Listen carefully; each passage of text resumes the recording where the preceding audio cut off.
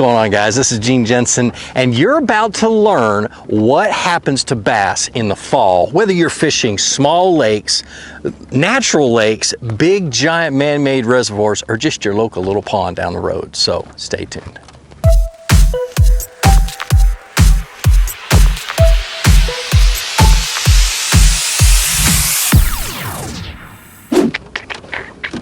All right, what do I want to throw while I'm teaching? Ah, there we go.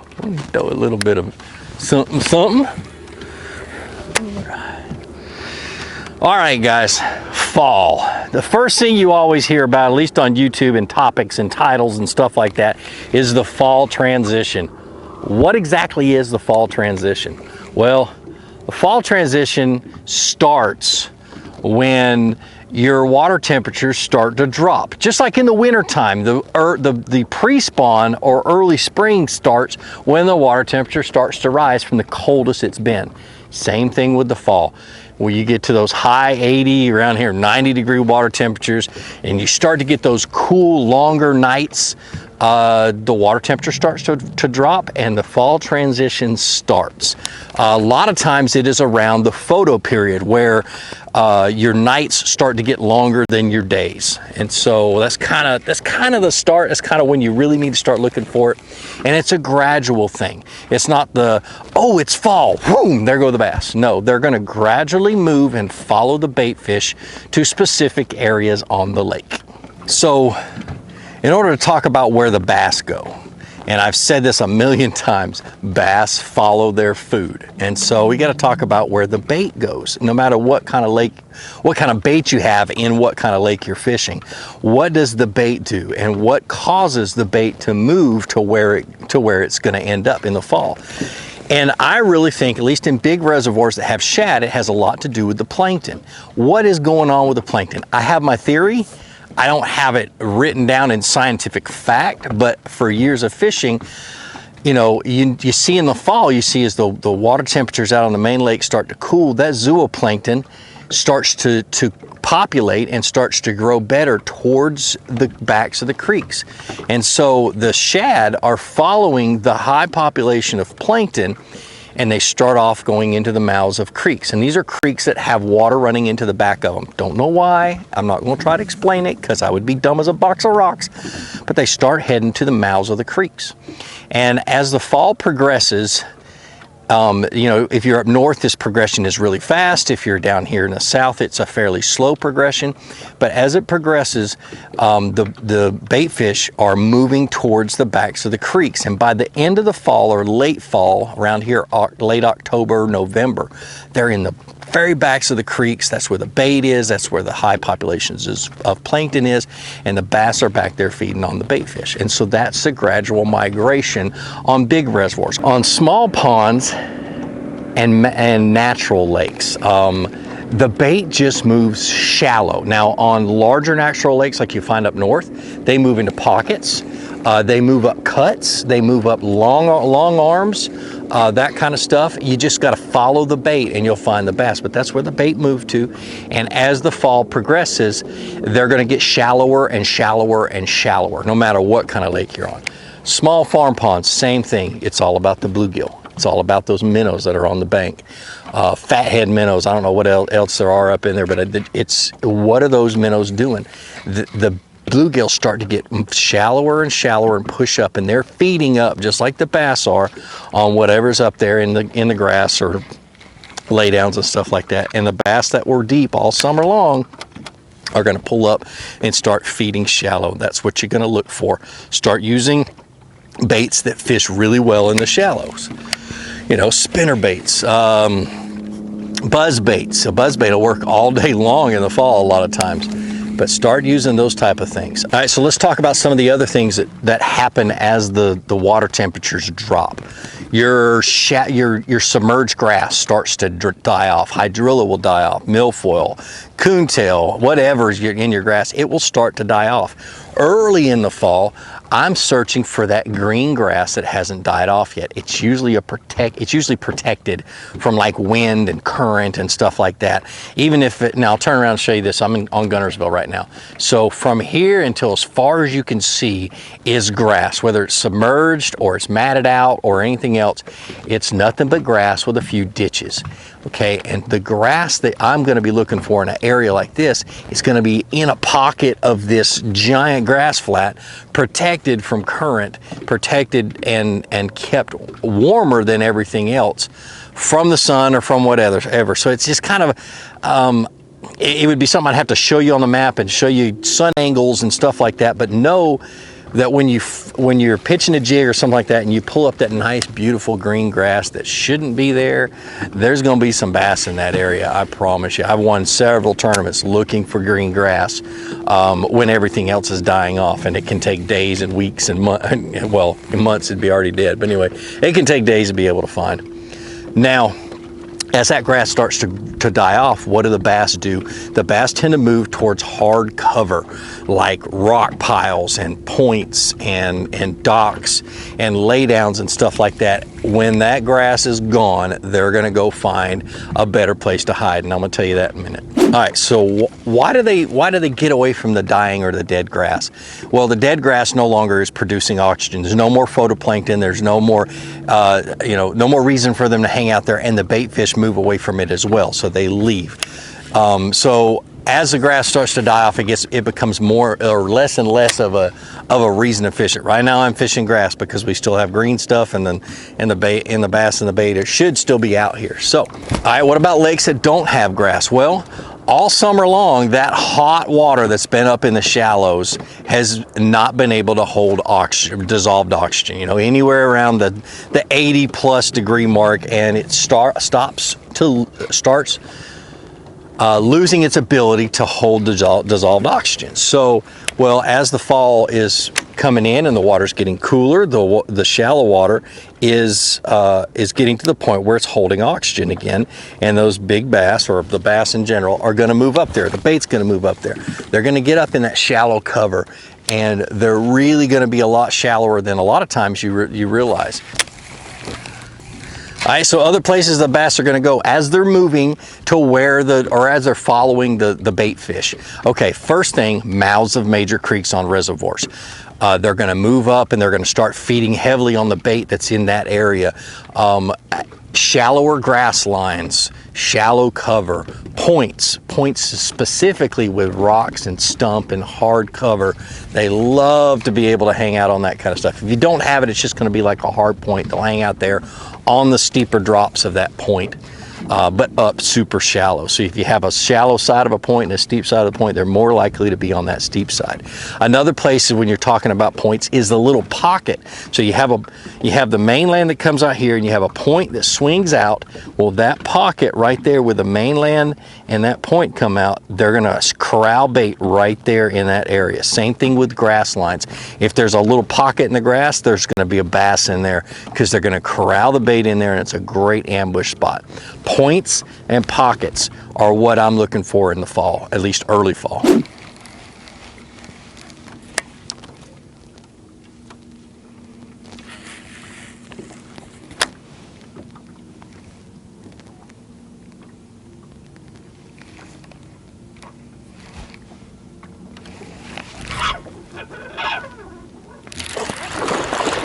Oh, that's a good one.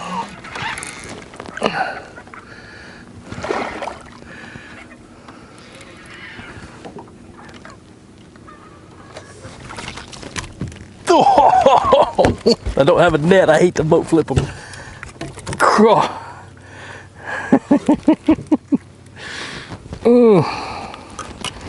See?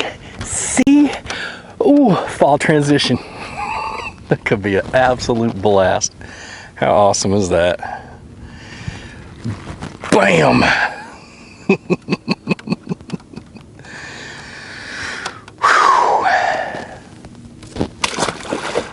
All right, so in your natural lakes like up north, like I said, those bass move super shallow with the bait fish, and they start to get almost so shallow that you can't drop your trolling motor. You got your trolling motor up as high as it can. If you're not kicking up sand and dust or sand and mud, you're not shallow enough.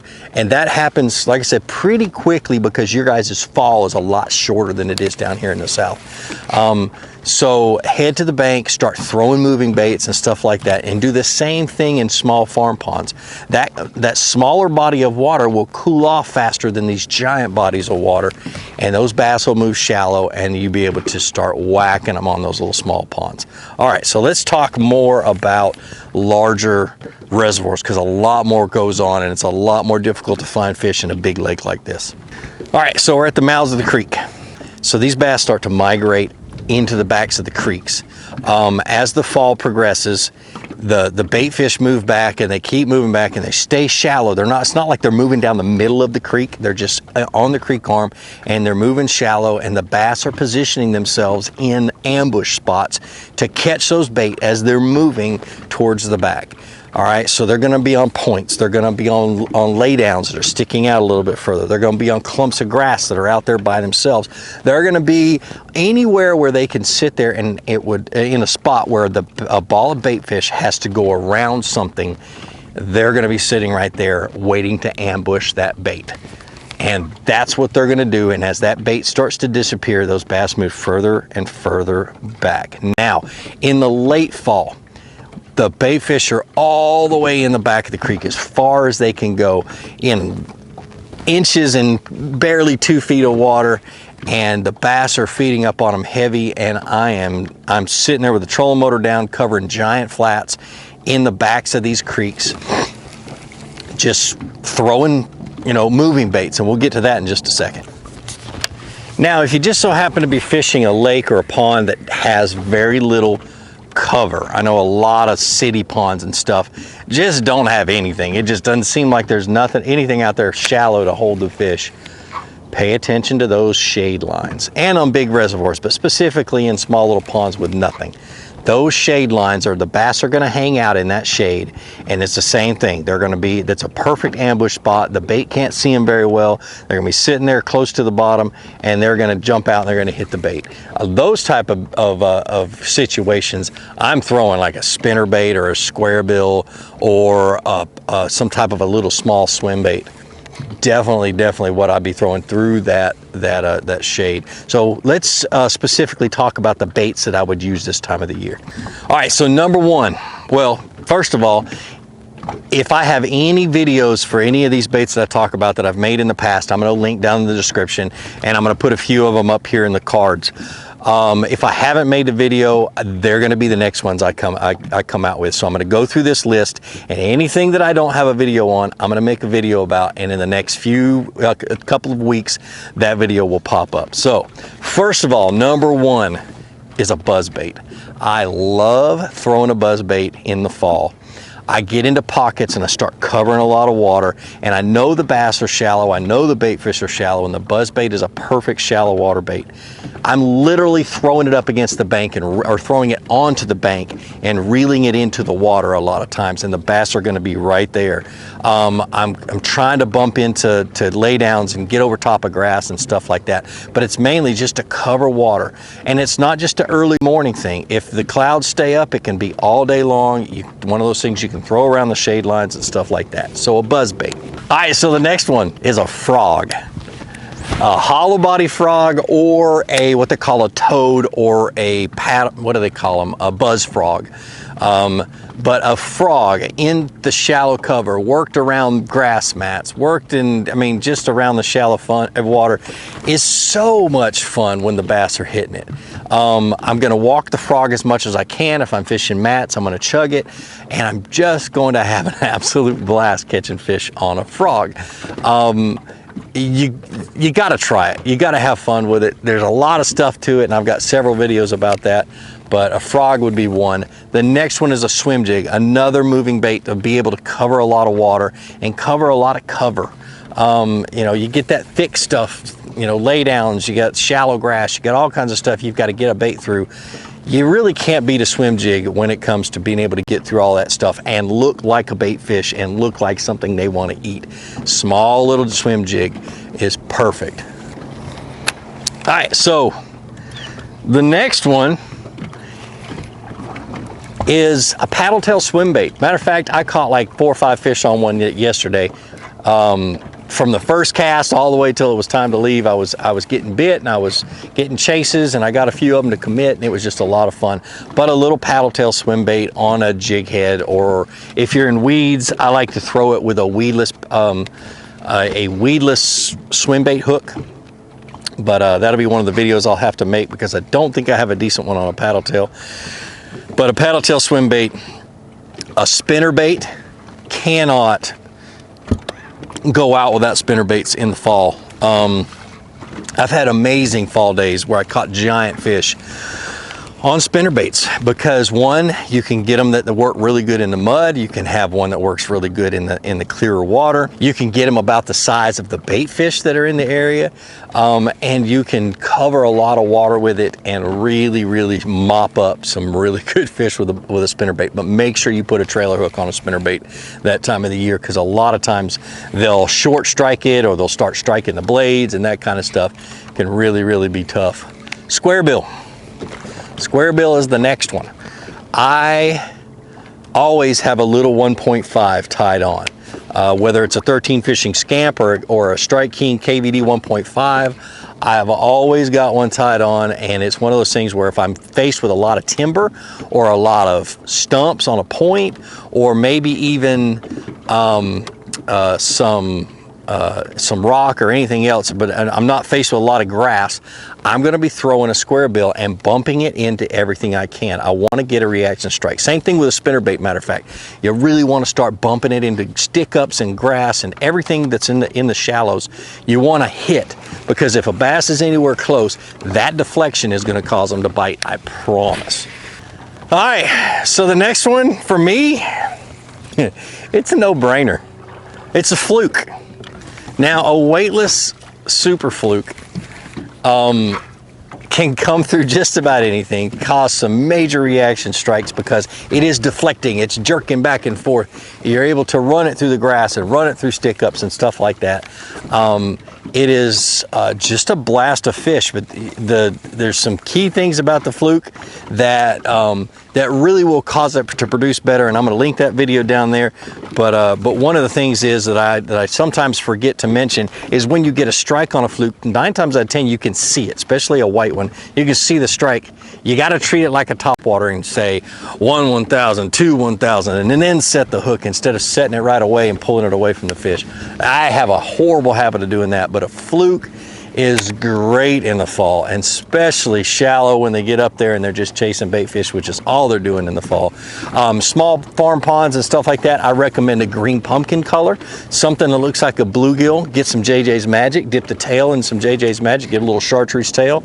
It'll look just like a bluegill, or at least enough to get the bass to bite, and have fun. Same thing with natural lakes. Get a bluegill color. Also have a white, or what I like is a oh goodness. Anyway, clear and white, which is white ice and zoom, and I can't remember the number of the color with 13 fishing, but definitely that'd be the colors that I would look for. All right, if you haven't noticed, those were all moving baits. Those were all reaction style baits, or search baits and stuff like that to be able to find the bass and things like that. Well, then there are the flipping baits, the ones that when the bass get on isolated cover and you can literally say there's a bass right there, these are the baits you're going to throw at them. All right, number one is going to be some type of a craw bait. What I've got tied on right now, and I can't believe I'm showing you this rig, because I'm going to be fishing it in the national championship in 2 weeks, but the 13 fishing Ninja Craw. Okay, I've got it dyed with some methylate JJ's Magic, but this is one of the baits. Some type of a craw bait with a lot of kick is what I'm going to be flipping into heavy cover. This is actually a Tokyo rig, but I'm going to be flipping that. I'm going to be flipping a Rage Bug. Green pumpkin, depends, the color all depends on the water clarity and stuff like that, but I always start with a natural color, and then as the water gets dirtier and dirtier, I might go with black and blue. If I'm punching which we'll talk about in a second, I'm gonna go with black and blue almost 100% of the time. All right, so if you have been watching my videos this whole year, even the last couple of years, you'll know in the summertime I throw worms. I throw a lot of straight tail worms, a lot of paddle tail worms, stuff like that. But as that water starts to cool, crawfish do come back into play, and so do jigs. I become a school kid waiting for Christmas when it comes to a jig bite. If I can catch them on a jig, I am giddy and I'm in a great mood for the rest of the day and sometimes the rest of the week. All right, so, but I'm not gonna throw the big jigs. I'm not gonna throw the ones that I would throw like in the spring and stuff like that, the big, huge, heavy living rubber and that kind of stuff. I'm gonna go with a smaller jig. My favorite, and I don't have them with me, my favorite small jig is the baby structure bug from Strike King. Is a really, really good fall jig. And just as the water gets colder, you're going to change your jig trailers, but to start off with earlier, you're going to go with something that has a lot of kick, like a Rage Chunk or a Rage Craw. A baby Rage Craw is really, really good. You know, bite a little bit, a couple of sections off of this craw, and you throw that one on there, it'd be just fine. But as the water starts to get colder, you're going to want to not have so much action on that trailer. So you're going to go to a chunk trailer, like a Zoom Super Chunk Junior or a Zoom Super Chunk Junior. Or did I mention a Zoom Super Chunk Junior? That's the only one that I use. I don't try anything else because that one has always worked for me. But definitely small jig with a trailer, and match the trailer to the water temperature. As it, like I said, if it starts to get colder, like down into the 60s, that's when I'm gonna go in and start getting one that doesn't kick quite so much. All right, last but not least, and I think I have one tied on. Maybe not, I think I untied it yesterday. Let me get it down here. Some type of a walking or a walking style bait, and because they're schooling up and they're pushing bait into these pockets and stuff like that, and you can really get a lot going when they're schooling up. You have something to throw at. Always have something ready like that on a rod to throw. Now, grass lakes like Guntersville, the one downside to walking baits is treble hooks. You can't throw it into cover. You can't throw it around laydowns. You can't throw it around grass that's, you know, slightly submerged or just barely under the surface, you know, barely under the surface or just ticking the surface. 13 has a new bait, and it's called the Navigator. And this is it right here. They finally came out with it. They announced it 2 iCasts ago. They had a little bit of tweaking to do with the hook and stuff like that, and they figured it out and got it right. But this is the Navigator. And what it does is it's got hooks like a frog, and it goes through cover without getting hung up, and the bass destroy it because they've never seen a walking bait in that kind of stuff. And I don't think that's really the case. It's just something different. But this little sucker right here, my only complaint is I wish the rattle was louder, but that's just me. They kill it. They absolutely love it, especially around that shallow cover. And this would be something, and it's gonna be something I'm gonna have tied on all fall. And it's just like fishing a topwater frog, except you get that back and forth, really wide walking action that triggers so many good bites. That's a fun one. All right, a couple of them that I forgot to mention, a couple of moving baits I forgot to mention, and specific ones. One is a lipless crankbait. As the water starts to cool, and of course they're keyed in on bait fish, a great reaction bait that's loud, especially it's good in stained water and that kind of stuff, and it really does get good reaction strikes, is a lipless crankbait. A red-eye shad's a good one. My favorite is the old tried and true Bill Lewis rattle trap.